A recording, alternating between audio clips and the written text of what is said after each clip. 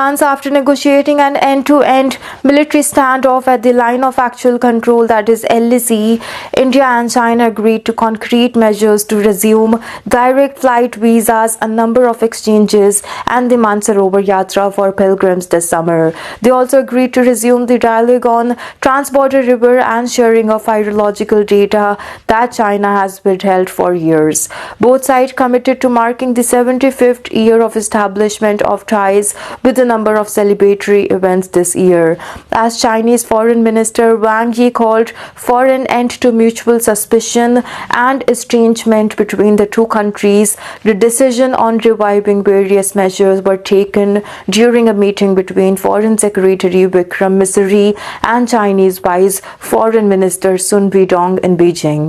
As agreed between Prime Minister Narendra Modi and President Xi Jinping at their meeting in Kazan in October, the two sides reviewed the state of India-China bilateral relations comprehensively and agreed to take certain people-centric steps to stabilize and rebuild ties, the Ministry of External Affairs said, announcing that the technical officials and relevant mechanisms would now meet to take forward plans to resume direct flights between India and China. The Mansarovar pilgrimage in the summer of 2025, it said the China and India expert-level mechanism would discuss resumption of provision of hydrological data and other cooperation pertaining to the trans-border rivers. While the two sides would facilitate people-to-people exchanges, including media and think tank interactions, report about the construction of a hydro power project on the Brahmaputra in the South Tibet, that is the